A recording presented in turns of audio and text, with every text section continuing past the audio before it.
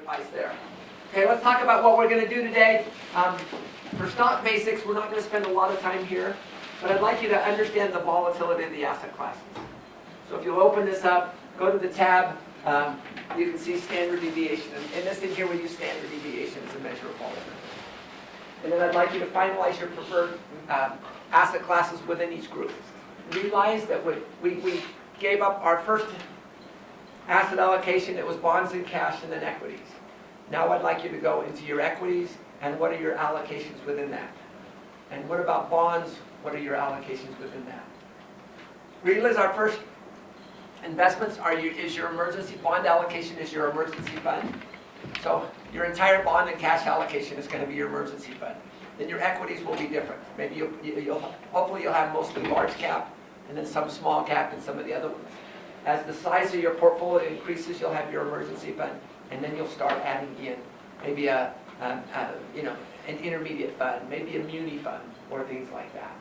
So as the size of your portfolio grows, you'll likely increase different asset classes. I'm at like 9 or 10 different asset classes in my portfolio now. Number 2, in building your portfolio, make sure you understand the difference between investment vehicles and investment assets. We'll hit that pretty hard today. What's the size of your emergency fund in dollars? And the reason that's important is once I know your emergency fund size and I know what percent in bonds and cash, I know what your first target portfolio size is. And then divide your asset allocation percentages between taxable and retirement, calculate your allocations, and then you'll transfer this data to this investment process worksheet. And that will be handed in with your investment plan. Okay. Anyone heard this before? This is Precious Moments. I had it on our fireplace mantle for years. And then I finally realized it has some relevance to investing. Michael, can I get you to read that? Sure. God grant me the serenity to accept the things that cannot change, the courage to change the things that can, and the wisdom to know the difference. How does that relate to investing? How does it relate to what we do? Yeah. You can't change systemic market risk. You have to accept that in investing, there's always a risk no matter what asset class you're in, vehicle you're using. It's always things that you can't change. You can't change the market returns. So, but what are the things we can change? You can't control your exposure to that risk.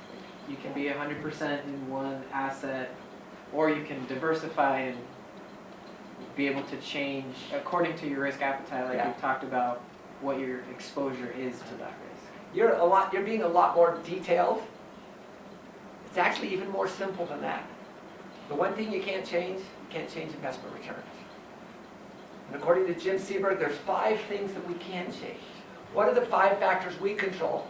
The one factor we can't control is investment return. What are the 5 factors we control? We control taxes. You know, by your choice of investments, you control the taxes you pay. By the choice of where you put them.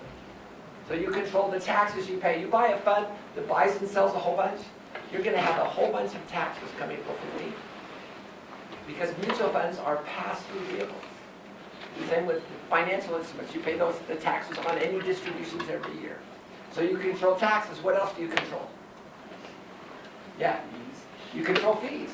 You buy a loan mutual fund, and you pay 5.5% of every dollar you put in goes to the salesman for the privilege of selling you those assets. It's interesting, there's an article that just came out a couple weeks ago. It said, Wall Street brokers are not getting the memo on index funds. You know, your advisors, kind of your registered investment advisors, they have about 50% of their assets in passively managed funds, whereas Wall Street, at least before this article registered, they only had like 23% of the assets. It's interesting. So you control your fees, you control your taxes. Oh, there's some other fees too. In addition, there's a 12B1 fee. You know what that fee is? That's for the privilege of the mutual fund company taking your money to market it to other people. So should you pay a 12B1 fee? I don't like loans. I don't mind a back-end load because I'm planning to be there for 40 years. But I do mind front-end loads. So we control taxes, we control fees. What else do we control? Yeah, Risk and you're right, you control your risk through what? through diversification. Right, risk through your asset allocation. You put 100% in government bonds, how risky are you?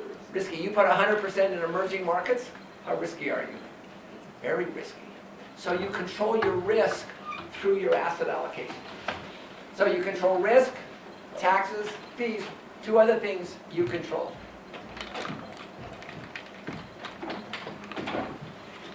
Yeah, Ben? Your contributions? Right, you control how much you put in. And what's the final thing you control? What you bought. Yeah, how long you keep it out. So it's really important. 5 of the factors are within our control, and only one's outside the control. And I'm amazed. I can always tell someone who's learning to invest because they work on the factors they can't control. They're chasing returns. Jim Seberg's, how much you save, how long you grow, mix of investment, how much you pay in taxes. The one thing you can't control is your returns. So you want to do well when you're investing. Work on the things you can control. My wife and I in our investing, probably the most important thing that has impacted our portfolio is how much we save. Saving that 20% has been the biggest deal. And then even if you invest kind of at a moderate investing, you can still do well. And so that's probably the most critical thing. Okay. What do investors, successful investors, they work on the things that they control. And then they don't worry about things that are outside their personal. Okay, questions on what we control? Okay, let's move on. I want to start with just a small video. So Bill recruited me to sell these cards, and now I am Okay, recruiting him. that these things happen. Top 10 scams were for last year. Number 1, romance scams. Number 2, income tax extortion scam, also known as the CRA scam. Anyone get any of these calls from the tax people? My wife got one who was really nervous. And then I got one, and you know what I did? I called her back. I said, is this, instead of Internal Revenue Service, I just picked the name of a country. Revenue Service? No, this is the Internal Revenue Service. Oh, is this? I'm sorry, but this is not the way we do things in the United States. Well, it's from the IRS. And so what they do is they hang up on me, and so I call them back. Is this the name of the country, Revenue Service? Sorry, this is not the way we do things in the United States. And they get mad at me and hang up again. I called them back the 3rd time. They said, you've got to stop calling me. And I said, what are you going to do, call the police? They hung up on me again. But the point is that there's just a lot of scams going on. And you realize the IRS will never contact you via the phone. They'll always send a letter first. Online purchase scams, be careful of those. Employment scams, phishing scams, where they put files on it. So just be careful what you open up. Subscription scams, advanced fee scams, tech support scams. Hello, we're from Microsoft. They're not from Microsoft. We know you've got a virus on your computer.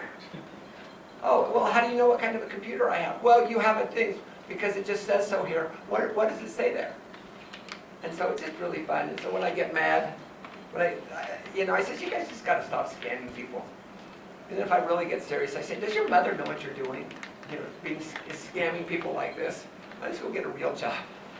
And so, so I'm sorry about that. Home improvement scams, bank investigator scams. So be careful.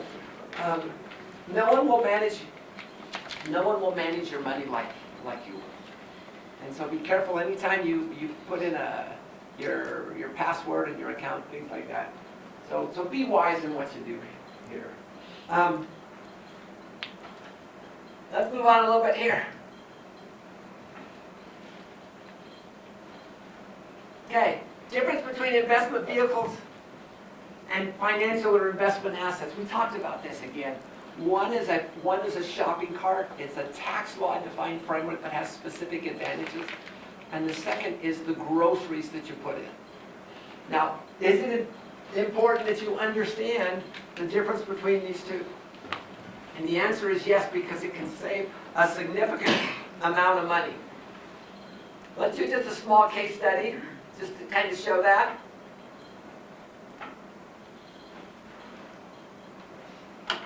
Okay. Susie is single, $50,000 a year, 12% federal, 5% marginal tax bracket. Expects her tax rates to increase at retirement. They have a 401k plan, no Roth 401. Matches 50% up to 3% of the salary. She's determined she can save 20% and put $10,000 away for retirement. Which investment vehicle should she use, and how much did she save considering her savings, company match, and tax savings? Is this a problem each of you guys will have? It will be. So let's see if we can answer it, and then we'll take you through the process. Is there a process? Or should there be a process? Yeah, there should be. I don't know what it is, but there should be. Just out of curiosity, what should she do first? Yeah, Tyler. Match, employer match. So first thing she should do is put money in her 401k and get that employer match. Why is employer match important? It's free money. It's free money. Now, you may have to be there a certain number of years. There's a vesting period for that. Some places don't have it, some places do. What would be your second choice? And why?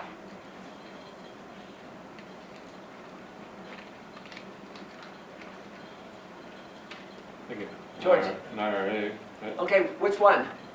The Roth. The Roth. Notice I italicized some things. If you expect your tax rate to increase in retirement, you would go the Roth. Here's a quick question. If your single goal is to have the most spendable money at retirement, which vehicle would you use, the traditional or the Roth, and why?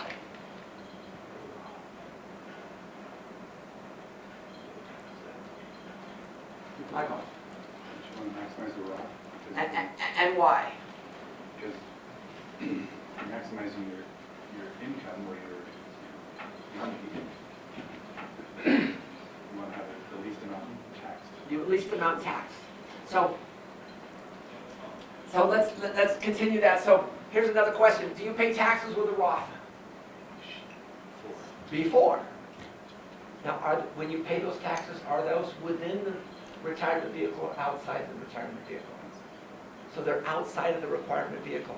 So in essence, are you saving more or less for retirement? You're actually saving more. So let's use this example here. Let's start with what people traditionally say. So what I've got here is 3 columns. Number 1, traditional. Number 2, Roth. And then 2 Roth taxes paid inside the vehicle. And number 3, which is a more Roth, which is taxes paid outside the vehicle. So if your tax rate now and the tax rate retirement are the same, which of those is better? They're the same. So notice column 2 assumes this. You're saving $15,500, but really what you do is you take $3,100 and you stick it in your pocket. And then, on April 15th, you take it out of your pocket and you use it to pay your taxes. How many people do you know do that? 19 years, I haven't met a single person who does. But that's what everyone says. So let's go through here. So if the tax rates are the same, there's no difference. If tax rates are higher at retirement than now, which is better? Roth is better. If the tax rates are lower in retirement than now, which is better? Traditional. But realize, in any environment, column number 3 is more. Even if you have to pay 0 taxes in retirement, it's still equal to the best one there. So if you don't have any other idea, I'd lean toward the Roth. So what should you do next? So she gets the match, even. Can you just explain that taxes paid outside the vehicle Okay, again real quick? let's go back to that.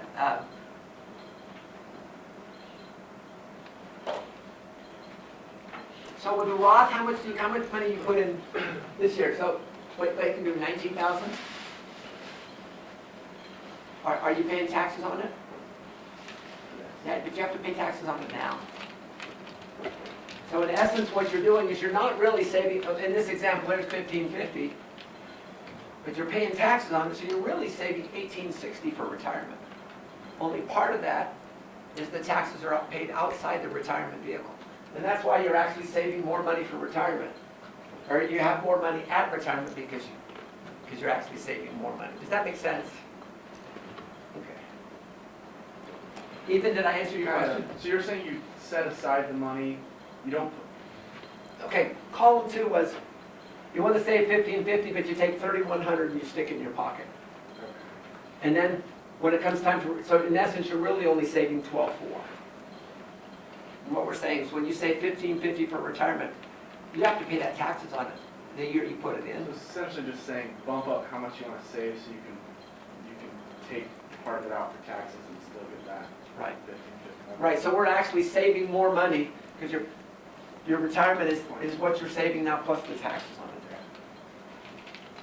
So, again, think of logically, you put $10,000 in, say nothing happens in 20 years.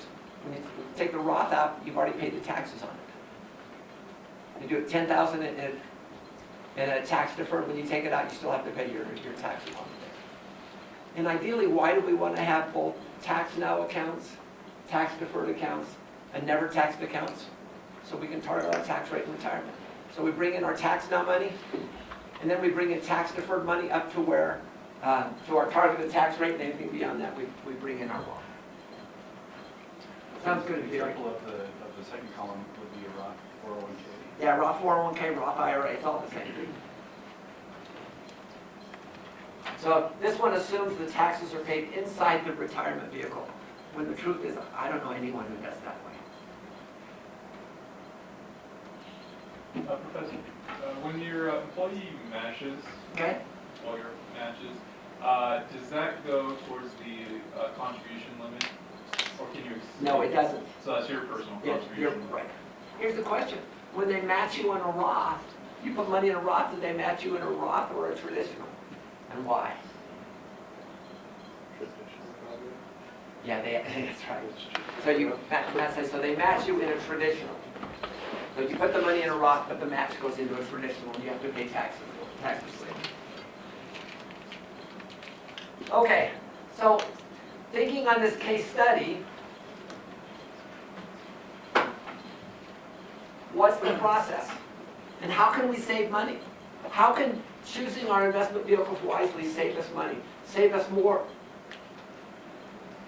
So here's our number of different investment vehicles: Roth, 401k, Roth IRA, Roth 403b. Again, tax deferred means it's either an exclusion to gross income or an adjustment to gross income.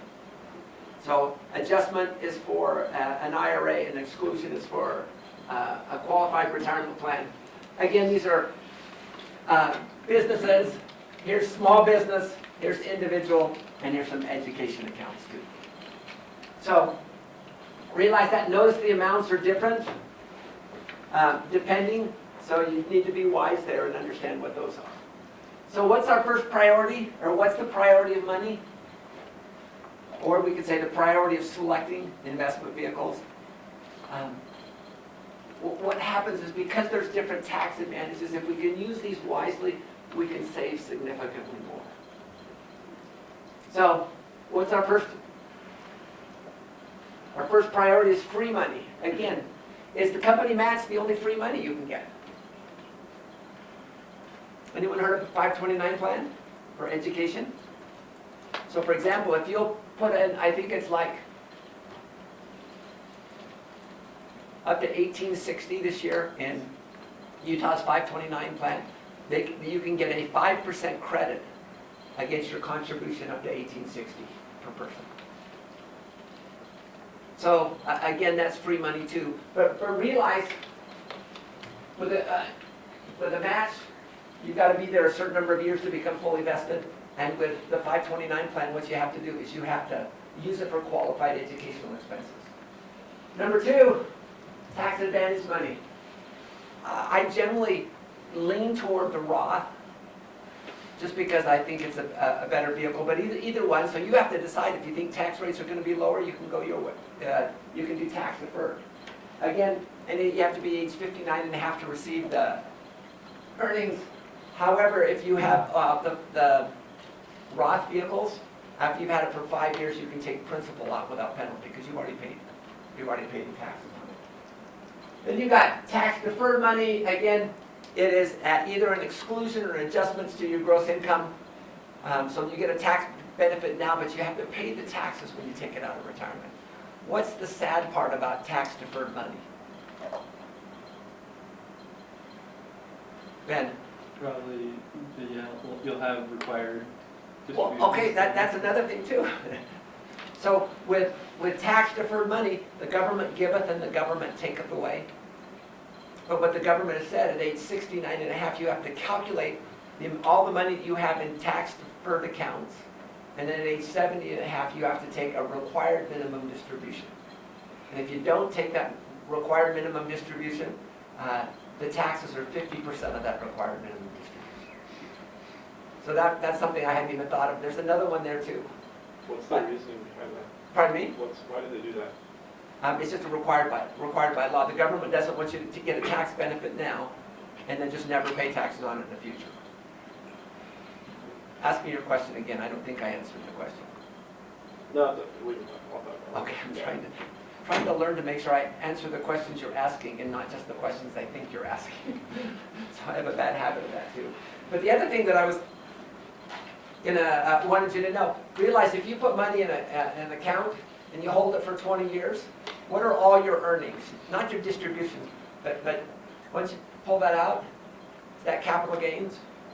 What happens, you put money in a qualified retirement account, 401k or 403b, when you take it out at retirement, is that capital gains or is it ordinary income? It's ordinary income. So these things magically convert capital gains to ordinary income. Tyler? Do you pay how do state, like, and local taxes factor into traditional and raw? Generally, they're considered income. So if they're from a tax deferred account, they're considered income. If they're a Roth account, they're not considered income. So kind of that same way. Nathan? If you're a tithe payer though, Huh? these can be advantageous when you turn 70 and a half. Right. You can make charitable contributions out of them. That's right. And it's never taxed, essentially. That's right. And you can do the same thing before age 59 and a half if you do it from taxable accounts. Yeah. So we can do those things there too. And then the third one is, so your first priority is free money. Second one's tax advantage money, and you can decide which you like, tax eliminated or tax deferred. And then the third one is just tax efficient and wise investments. So the questions, how do you invest tax efficiently? What are some ideas? We'll be quiet and let the professor tell you. Yeah, I hate to say, PowerPoint's pretty linear. So let me just give you some ideas. Number one, know the impact of taxes. Realize not all earnings are created equal. What's the best kind of earnings? Tax-free earnings. Tax-free. So realize. So your after-tax return is your before-tax times 1 minus your marginal tax rate. So we've already been through that one too. Reduce taxes and defer earnings to the future. How do you do that? Get earnings in the form of long-term capital gains. That's with a buy and hold strategy. Don't trade in taxable accounts and hold assets for a long time. If you want to buy and sell, you want to put that in a taxable or a retirement account. Taxable. Yeah, put it, if you want to buy and sell, if you like to trade, put it in a retirement account because you're not taxed on those until you take it out. But generally in taxable accounts, I like index funds, I like things that have low turnover, low taxes, low distributions, things like that. Third thing here is minimize turnover in taxable distributions. Realize anytime you get a distribution, a dividend, or an interest payment, those are taxed. So if you can minimize those, then you'll pay less tax. My wife and I have a good problem to have is we've invested money for the long term and we're like 30 years later. Now we're thinking about taking some money out. Now the downside is 50% of it's capital gains. And so we're trying to figure out how do we do that so we minimize our taxes. Jeannie has that same problem with the trust that she's. Yeah, mine's 90% capital gains, and it's not pretty. A big thing that we do is trying to offset gains with losses. Right. So tax loss. And that's what we talk about, tax loss harvesting as well. Utilize the buy and hold strategy. Again, that's what we like to do. We like to buy it and we hold it for 40 years. We are not traders. We are not speculators. And then invest in mutual funds that limit trading and minimize distributions. Number 4, well, what's the impact of taxes on 2 bond funds? So beginning net asset value, that's the value at the beginning of the period. Short-term distributions, that is what they distributed that year. And ending NAV is what's the value of the fund NAV at the end of the period. So Fund A, what's the return for Fund A over this period? So if you take distributions, and ending NAV plus distributions, divided by beginning NAV minus 1, that'll give you your return. So what's my return for Fund A? 10%. How much? Ben? 10%. 10%. What's my return for Fund B? Also 10%. 10%. So both of those, 10%. So my 10 cents plus my 90 divided by 10, or 90 plus 10 divided by 10. Notice, let's say I'm the estimated turnover, federal tax rate on dividends, taxes paid without selling. My after-tax return on this was 9.65%, and this was 6.85%. The only difference between, this one did a lot of distributions, this one didn't distribute at all. So realize, although both had the same nominal return, Fund B had a 30% lower return due to taxes. So you guys need to be aware of taxes. So we can build our portfolios tax efficiently, we'll do so much better. Okay, Because it's short term. pardon me? That's the other argument for holding assets long term. Yeah. It's because the taxes are significantly lower. So you buy a stock or a mutual fund and you hold it for 365 days. That's a short-term capital gain. So you hold it 366, so long-term capital gain. How about this one? Replace interest income with qualified dividends. Now here's the definition of a qualified dividend. It is a U.S. company which issues a dividend, and you held the stock for 61 days of the 121-day period, beginning 60 days before my next day. Don't ask me where they come up these things. You know, but that's a weird thing. But the nice They thing, put it on your statement, qualified. and then ordinary. Well, That's they don't put they just put qualified in total, and Okay. then you just have to Yeah. subtract it out. to get your But the nice thing, qualified. qualified dividends are taxed at a preferential rate depending on your taxable income. And then ordinary are taxed at your ordinary rate. Okay, so how do you do this? If you, consistent with your risk level, if you can put a little more into So you want stocks. qualified. Yeah, and then you can invest tax-free. Muni bonds. Federal tax-free. Muni bonds from your state are both federal and state tax-free. Treasury bonds, which are federal tax-free. Savings bonds, which are not bad. You know, so you can do things like that. But it's important. So then the question is, how do you prioritize investment vehicle choice? Would you go as the first priority? Whatever the first one is, do it as much as you can. Go up to get your company match. Second one, use that one as much as you can. Hope to do that one there.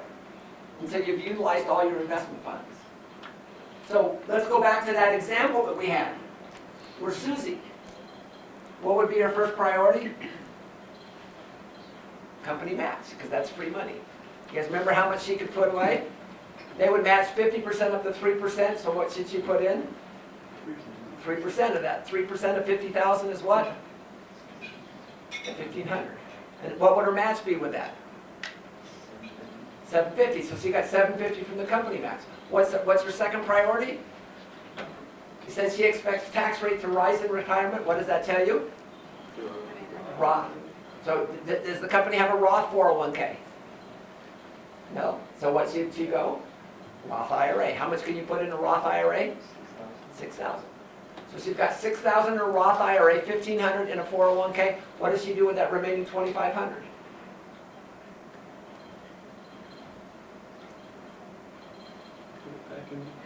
Yeah, put it back into the 401k. So she puts 2,500 into the 401k. So her goal was to invest 10,000. So she put 6,000 into a Roth IRA, She put 4,000 into her 401k. She got a $750 company match, and how much did she save on her $4,000 in the ROA, or the 401k? 12 and 17% of that. So she saved like 11,002. So her goal was just to save 10,000, and because of her correct choice of the vehicles, she would save more than that. What are the penalties for exceeding the maximum? What? Are you just like not allowed to? You're just not allowed to. If you put more money in, they'll require you to take it out. And It's a then pain and a lot of paperwork. So Yeah, don't do it. it's pain and do paperwork. do those maximums change based on your income level or? No, just maximum changes based on the laws of that year. So for example, I can put 25,000 into a 401k, and you guys can only put 19,000. Why? There is an income limit, but it's like 400 and something. Yeah, something like that. Right, so It's that's really, what I really kind of high. Yeah, that's what I because said. I'm part of the OGC, the Old Geezers Club. If you're after between 50 and retirement, you can actually have what you call it a catch-up, a 6,000 a year catch-up. Okay, so does it make sense here? And then the question, where would you put different assets? If you want to trade, put them in retirement. If you trade actively, put them in retirement. I don't recommend you do that, but some people like to do it for entertainment. So trade actively in your retirement accounts. And then how about taxable accounts? I want things that have a long-term buy and hold strategy. I just want to make sure I pay as few taxes each year as I can. And I think if you do this, you'll do a lot wiser. And then we've got this investment summary sheet. We put this together for you. And again, just encourage you to look at that when you get a chance. Okay, let's move on to another case study.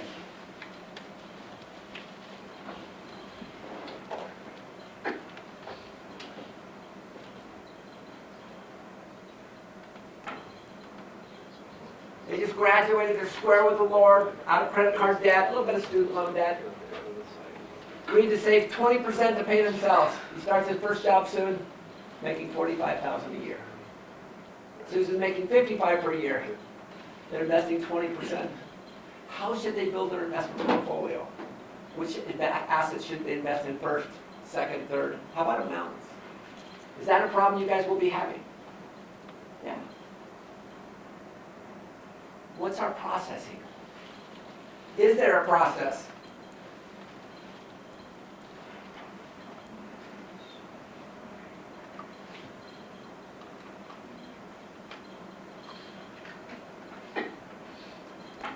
Is there one right way to invest? Probably not. Are there principles we should follow?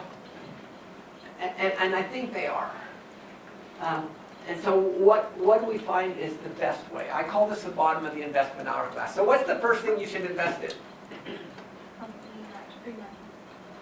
It's close. Is there something even before those? Oh, you're Okay. You're. So you were working with the top of the investment hourglass. I'm building now the bottom of the investment hourglass. Let me just say, let's just start here. So here's what I think you should invest in first. First is your emergency fund and food storage. Now this is not a food storage class. I grew up on powdered milk. We thought we were in heaven when my mom gave us half whole milk and half powdered milk. This is why you and my husband were Yeah, so once- similar, right? Once I left home, I swore I would never drink powdered milk again. I buy powdered milk every 10 years and I gladly throw it away from my food storage. So we're gonna buy some more. But the point here is food storage is here. What would we do next? So our first is basics, kind of emergency fund. What's the second thing we should invest in? Pardon me? Pay down debt. Yeah, well, we've already done that because remember, so this is the bottom of the investment hourglass. You're out of debt, except for maybe mortgage and some student loan debt. Insurance? Pardon me? Insurance? We've already done that, that's the top. So what we want, once you've got this, the second thing we do is we divide it between taxable and retirement accounts because they have to be managed different. What happens when you take money out of a retirement account before age 59 and a half? 10% penalty and it becomes ordinary income. But what I recommend here is our second thing that we do is I want core. I call this your broad market exposure. Of all your equity asset classes, which is the least risky? Is it emerging markets No, International? no. Mid cap? Small cap? Large cap? There's mega cap now. Okay. So this is your large cap exposure. Notice we divide things between taxable and retirement. Next, I like you, and what I call it is I like you to broaden and deepen your asset classes. We're diversifying. So to broaden, you're already in U.S. large cap. To broaden, you might go maybe in international or in emerging markets. You might do a REIT. To deepen, you might go a small cap or a mid cap, something like that. And then only at the top, Like your mouse is on the. only at the top would you then opportunities, individual stocks and sector funds. Someone define what is a sector fund? So- Sector, like industry. Right, so it is an industry fund. So it's a fund that invests all in the same industry, like financials or technology or things like this. What's the risk with sector funds? Are they very diversified? Even though you may have a number of different stocks there? Because they're all in the same industry. George? You might have gone over this or are going over it, but and when do you decide to go into like investing in the market as opposed to investing in like real estate or like buying a business? Okay, what I'm going to teach here is mainly market investing. The challenge with, if real estate is your job, then you know that's something you're good at. But for people whose job is accounting, I'm not sure investing in real estate is good because your home's already your largest asset. And so in the essence there, you're not diversified. So I won't be discussing, you know, the decisions on business investing and real estate investing. I'll be doing mainly portfolio investing, which is the purpose of this class. So good question, but it's kind of outside of our sphere. If you want to come and talk sometime outside it, I'll give you everything I know in about 3 minutes. So we can do that here. A good friend, TA, he gave me permission to use this story. He was one of my first TAs. He was an econ student. And when he and his wife got married, someone gave him $3,000. They already had their emergency fund. And so he thought, well, I'm a finance guy. I can go here and do this. So what he did, he went on Morningstar and he found the mutual fund that had the highest return over the previous 5 years. Again, he was chasing returns. So he put all $3,000 into that. A couple of years later, the tech, it was the tech company. The tech had crashed, and that $3,000 was worth about $1,200. So he actually, he was already here, here's where he should have been, but he started up at the top. So realize there's risk to doing things differently here too. So the hourglass top, do you guys remember what did it put in? What was the importance of the hourglass top? What did it teach? It was keeping your priorities in order. Heavenly Father, family, and individual. What does the hourglass bottom teach? Writing down our goals. Right, goals? Go ahead. I just said the order of investing, Or- but it's basically most conservative to least. Right, so it's basically risk there too. Well, and goals are important too. But number one, it helps keep risk in perspective. Your least risky is your emergency fund and your food storage. Then your large cap is your next risky, and then broad and diversified core. Number two, it teaches you how to. If you start with low risk investing, as your experience and your portfolio increase, then you can go on to take a little bit higher risk. Number three, it separates out taxable and retirement account. So realize those are important because you have to manage those differently. And so our overall portfolio is a combination of each of these things here. Let's move on to another case study.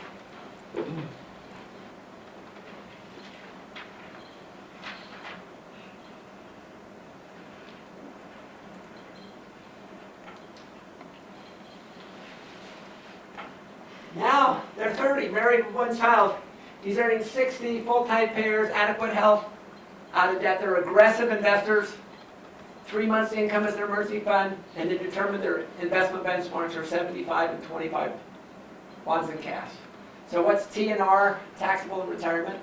Why do you have 0% in retirement for your bonds and cash here? Because that's your emergency fund. So the question, how should they build their investment portfolio? Using the bottom of the investment hourglass. Is that kind of a case where you guys are? You guys know your asset allocation? How do you decide between taxable and retirement? If you're young like you guys are, well, you probably won't have enough money to put in all your retirement assets, so you'll likely emphasize that over taxable accounts.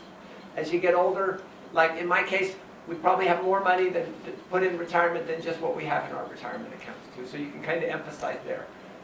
That split, you can change that at will.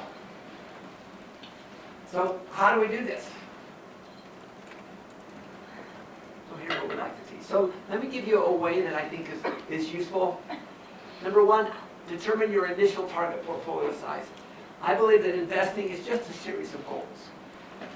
Set a goal for a certain target portfolio size. Once you hit that, you and your spouse, you go on a cruise, you do something really, really fun, take $3,000, and then you make a different goal. Once you hit that one, you continue to do something really fun, because that way you always have exciting things to look forward to.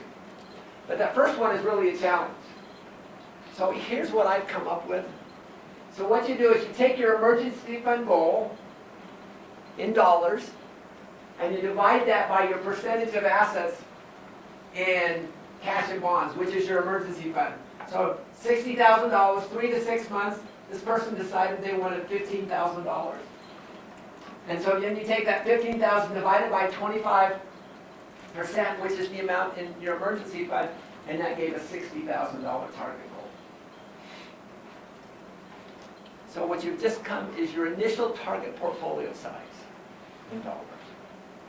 Okay, once we've got that, what's the next thing we do? Do your asset percentages, do your asset class percentages.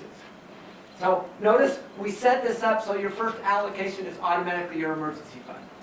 So 25% times 60,000 gives me a 15.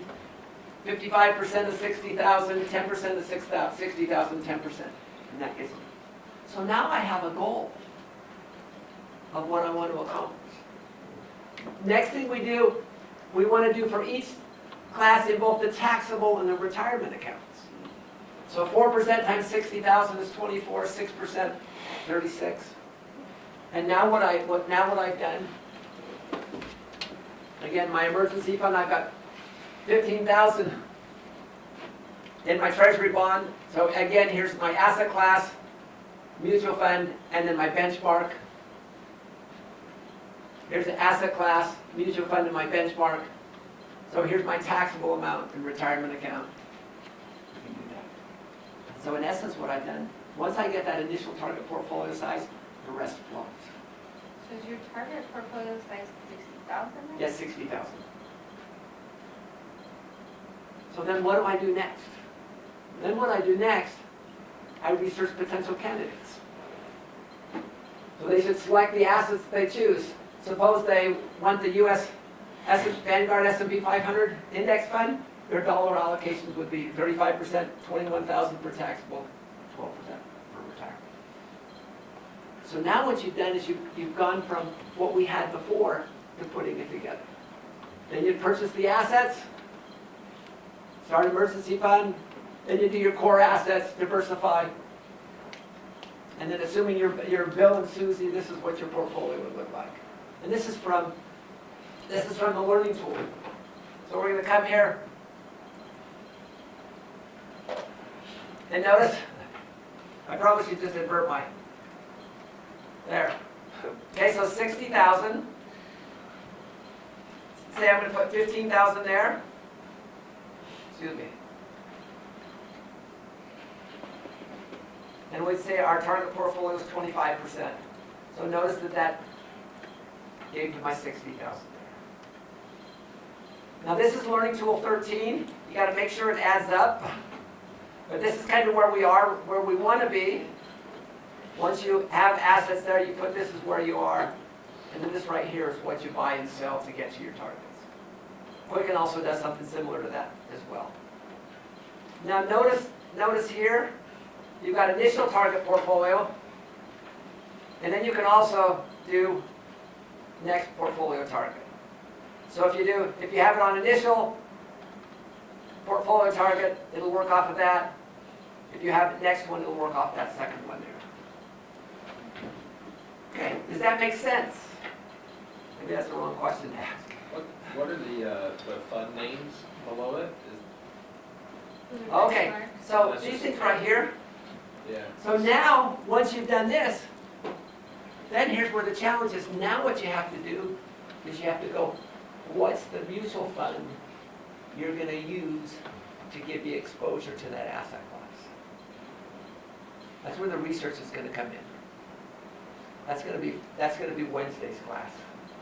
But we'll share a little bit before we do that. What's the easiest thing to do? Pick your asset allocation. Is it harder to determine which fund is good? Yeah. So notice what we have here. Here's our asset class. Here's our benchmark, and here's our fund. Asset class, benchmark, fund. Asset class, benchmark, fund. Asset class, benchmark, fund. We've got our percentages there.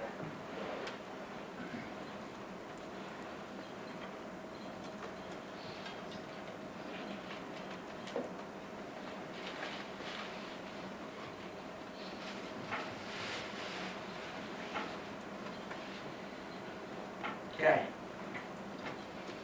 And then what do we do? Well, what happens now? Okay, so their goal was 60,000.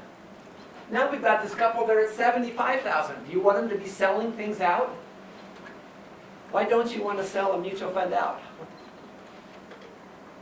Because if it's in a non-retirement account, you have to pay taxes on it. So what do you do instead? Buy more of a class Yeah. that you don't, that you want to be more heavily weighted in. Yeah. So now what we do here, we've already got this first goal, which was 60,000. They're at 75,000 now. You don't want them to sell anything. So what you do, you've reached your goal. Now is the time you go on your cruise. If you do a cruise up to, I don't know what you and your spouse, or if you're single, what you'd like to do, but do something fun. You know what you don't want? I was at a presentation in Las Vegas. This one guy came up and he had my class, and he was just really excited, and he was gung-ho about it, and then his wife came up and she was dragging. I think she had the brunt of that. And I said, you know, I told him, I said, you need to back off. You guys need to go do a really fun cruise or something fun. So it's not a drudgery. So if you've got a $60,000 goal, do I have a problem with you spending $3,000 and doing something really fun? No, I don't. And then what you do, once you do that, then you come up to your next one. So what you do is you do your next part. On that whole thing, you drop box, this is the next one. So what you do is, maybe you set your next goal as 200,000. Something like that. And the process is exactly the same. What are your asset allocation percentages? What are your taxable and retirement percentages? Research additional candidates. Really, your first target, everything in bonds and cash is going to be your emergency fund. But once you hit your second target here, so this is still going to be as an emergency fund, now you've got 30,000 for other things. And so maybe you want to do an intermediate term bond fund. Maybe you want to do a muni bond fund. I don't know. Figure out what asset class you want in your bond allocation. So that way, you're diversified among bonds and you're diversified among stocks. And then you just purchase the new assets.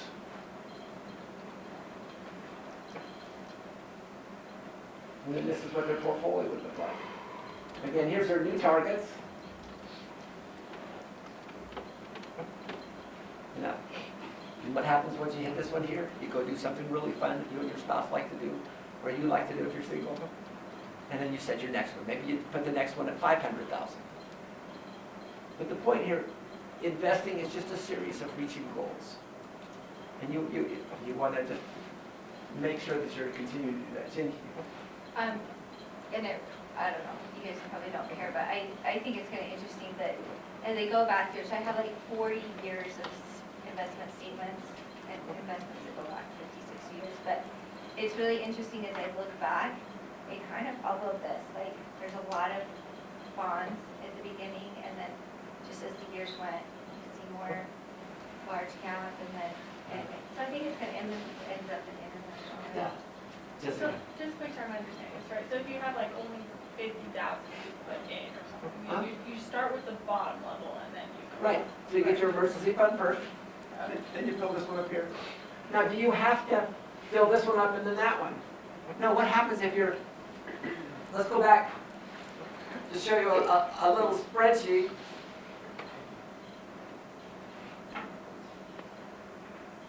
So let's use this example here, 25, I'm gonna put this back to 15% just to make it easy.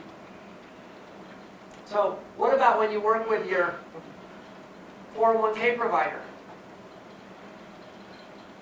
Where did I do that?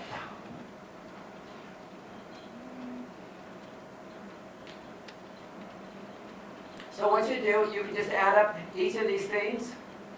So 45 and 75, 45, 30, and 45. So basically you got 85 and do 45%, or 45% divided by 85, and that would, when you do your 401k, you say, I want to put 50% of it in large cap. And so you could actually extrapolate that and just say, hey, this is the percentage I have. And I've got it someplace. I can't remember where it was. Well, you have taxable on the left in the department Right. in the, So the point here is, when you're doing your 401k, you probably put everything in the large cap. You do large cap, small cap, international, probably all at the same time. And so that way you kind of be building that up together.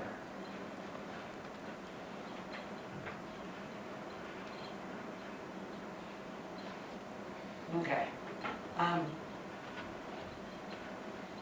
So does it make sense on how we build the portfolio?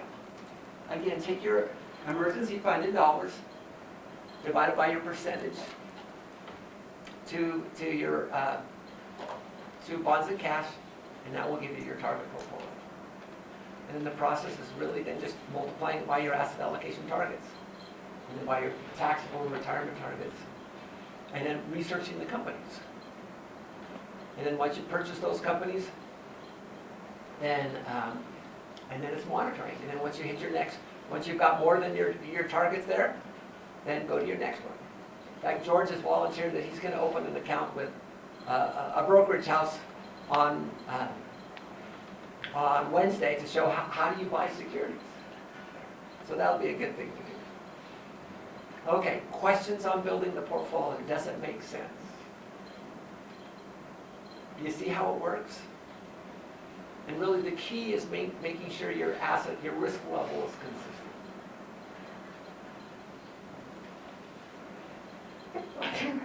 So let's move on. We've got a couple of minutes, so let's move on to our next section. How do you know which mutual funds to pick? You can actually see that I don't recommend buying individual stocks and bonds because it's just really expensive. I hate, even in my asset management class, I hate buying less than 50,000 at a time, just because of the transaction costs. So how do you know which mutual funds to pick?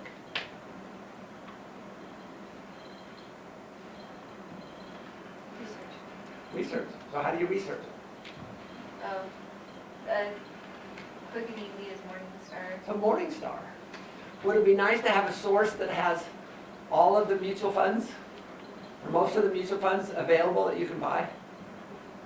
And then it had information on turnover ratios and performance and risk, information on size and holdings. So do you think if you had all that information, you can make better decisions? Probably could. But you know what you'd have to do? First of all, you have to figure out what makes a good mutual fund. And then you use that as a criteria. Because ideally what we'd like to do is we'd like to have a database program, and then we can say, this is the criteria that makes a good mutual fund. Give me some examples of criteria that makes a good mutual fund. What are the factors you control? No loads. No load. Okay, so you control the costs. So you could put in the criteria, I want a no load fund. Now a no load fund just means there's no front end sales charges or back end sales charge. I don't have a problem with back end sales charge, but front end I do. Also, do you want to pay 12B1 fees? No. So that's part of being a no load fund. But really, your expenses on a mutual fund is not just the loads, the sales charges, it's also the management fees. Could you set your management fees? Yeah, you could set a criteria that says your management fee is 0.2%. Let me just share a little. There's some that are zero right now. Yeah, right. They're, what we decide they're competing with Vanguard. We're trying to compete with Vanguard.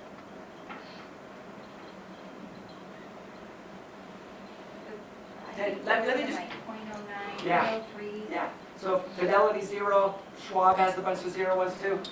Let's look at this. This is the little tool we put together. Let's say you make 7% a year, we put in 19,000 a year, and we hold it for 40 years. If you do, without expenses, you would have 4 million, or 4.1 million. With that 1.5% expense ratio, you'll only have 2.7 million. How much did you lose to fees? You lost 32%, 1/3 of your portfolio to fees and expenses. People say it's only 1.5%. But that 1.5% is huge. How much would you say you're willing to give up? Because if you could do that, then we could use goal seek data, what if analysis goal seek. Let's set that. Should we say, hey, I'm willing to give up 5% of my fees? 0.05 by changing cell this here. So basically 19 basis points. So what am I willing to pay? Roughly 19 basis points because I'm willing to give up 5%. Notice what happens. I'm cheap. I don't think I'd be willing to pay that. Yeah, I wouldn't either, but that's good. What happens if your expenses are 3%? Guess what? Who makes more money, you or the broker? Look at this example here. The gray is what the lost due to fees. You're losing more money than you're making. Is it important to keep your costs down? Okay, you've got this broker who says, you know what, I'm good. I can pick stocks well. I can beat the benchmark every year. Okay, so he's charging 1.5%. You can right now with Schwab or Fidelity, you can only pay 3 basis points. So what does he have to earn? He has to earn 147 basis points over the benchmark for you to be ahead. So he has to make 8.47% just to break even with your index fund. Can they do that?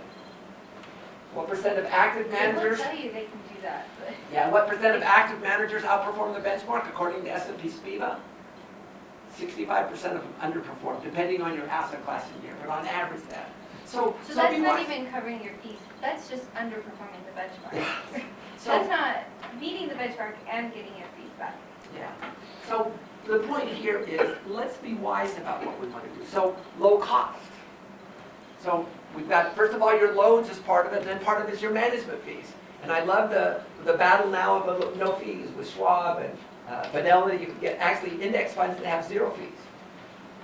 Don't know how they do it. Hopefully they can make money and stay around. Yeah, So- where are they making their money? Where are they Yeah. making their money? I don't- So On other funds? yeah, hopefully that's what they're doing. They're offsetting So it. the goal is they want to acquire more assets. Maybe So what else? anticipating that you're gonna invest in other funds that do charge fees later Yeah. on. So the question is, what else makes a good mutual fund? Because you guys have to decide that. Because you're going to have to pick. So let's start with some assignments. Hey, Evan, you over? You guys are all going to do emergency fund. Let's do you 3 right here. Large, yep. In fact, Evan, you guys back, you 6 back there. You guys are going to do emergency fund. Ginny, you 5 right here. You guys are going to do large cap. Isaac and Ethan straight back. You guys are going to do small cap. You 4 back. You 4 right there. You guys are going to do international, and you 2 are going to do REITs. International, and in fact, why don't we have Ginny work with you REITs? So the question is, how do we figure out what makes a good mutual fund, and how do we pick those assets? So what I'm going to do now is I'm going to take you through Morningstar. I'm going to use Learning Tool 7. So what asset class should we use? Should I do? Should I do large cap? Do emerging market, you didn't say not emerging markets. I did. Should we do emerging markets? Okay, so I'm going to go to the library. live.byu.edu, and I'm going to go to Morningstar. If you go to Learning Tool 7, it'll take you through this. And I'm going to search on it. And it'll bring up Morningstar Investment Research. And I'm going to screen for funds. Okay, so the first thing I'm going to do is I'm going to do fund category equals international equity, and I'm going to click on diversified emerging markets. Okay, so how many diversified emerging market funds are there out there? 782. Now, I'm going to do fees and expenses, no load funds, equal yes. Of those 782 funds, what percent of those are no load? 510. My 2-cent claim to fame is my partner and I started the first no-load open-ended open-ended mutual fund for emerging markets. So what we started in 1991, there's now 510. And I'm sure all these guys are better than we are. But you see what we're doing? Now we're doing criteria. What makes a good mutual fund? So we talked about fees and expenses. How about management fees? Fees and expense ratio is less than or equal to. 0.05. Okay, now realize this is emerging markets. Let's say 0.5 for right now, and we can change it. Okay? Now, so we're down to 34 funds. Do we want to do an index fund? So we're going to do special fund types. Index funds equal yes. How many of those are index funds? 16. Here's another thing too. You guys don't know about this, but some of these funds are only for institutional. So we're going to go institutional funds equals no. So if that's 16, how many of those are? 12 of those are institutional. Okay. So now that we're down to 12, could we go through and find things out? So here's our different ones. Notice you can actually see the returns. All funds average about 14%. Have emerging markets underperformed this year? Yeah, it's pretty hard to outperform when S&P's up, 22%. But so what we do, what are these things here? Morningstar rating, what are those things? It's their way of determining which funds are best. They kind of give you it's a backward-looking framework. They're actually changing it this month to be a little bit more forward-rated. Just read an article that Morningstar is taking into account the fees.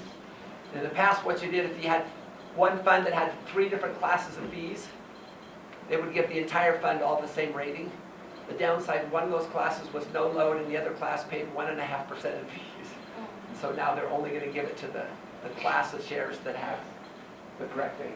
So now what you've got to do is let's go through and take a look at some of these. Any of these you want? What goes into making a good, let's see, Schwab fundamental emerging markets. So what are some factors that go into making a good fund?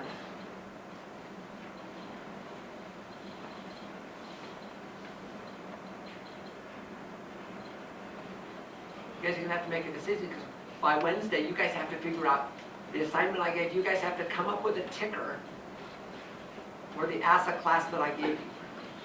But what I want you to do is I want you to think about what makes a good mutual fund. So give me some ideas. So we talked about costs. We talked about taxes. Just Can have we to find some? outperform index, no? So we can find performance. So let's come over here. We can look at this as performance. So notice here's performance quartile. So it's plus or minus the emerging market. So here's .06, .13, .4, minus. Notice here it gives you quartile. Second quartile, fourth, third, fourth, first, third. Here's a thought. What else? How about diversification? So we can come here to portfolio and we can look at holdings. 265 holdings. We talked about turnover. That's not very diverse, right? Yeah, that's still not bad. Here's what I like here. Assets in the top 10 holdings. So your top 10 holdings is 28%. So about 3% in each one. You can actually see the largest one right here is 4.86%. But we can see turnover. The turnover is 19%. Category average is 63%. So do you think on a tax-adjusted basis this is not bad? Probably not. So you've got 265 and 22 other holdings. We can look at tax. So on a tax-adjusted basis, 1 month it's in the top 20. So is this kind of a little bit volatile? 5 years, 22, 10 years, 75, 3 years, 14. You can look at performance.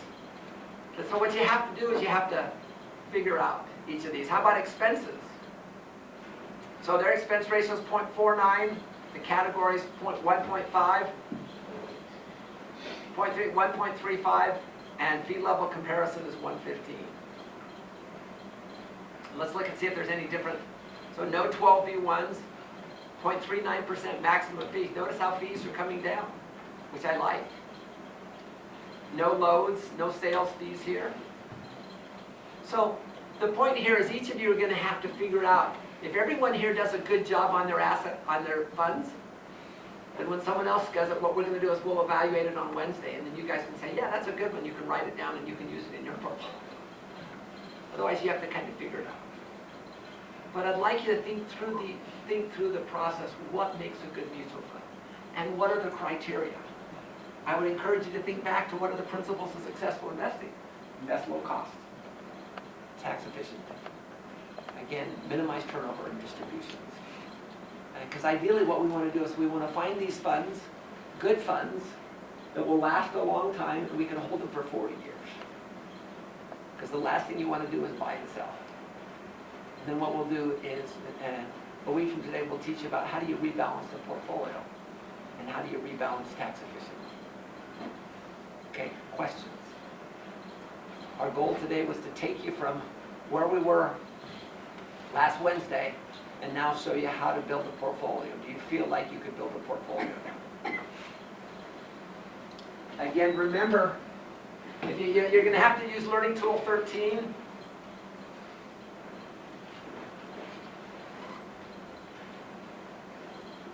Again, put in your salary, 15 months, initial target, and then you can put that in and it'll actually fill that in for you. David? Do we need to fill out the next tab, or is that just if you wanted more Well, assets, I guess? Tab 2 is really just if you own anything. If you own any of those stocks, my guess is most of you are going to own nothing, and so you're...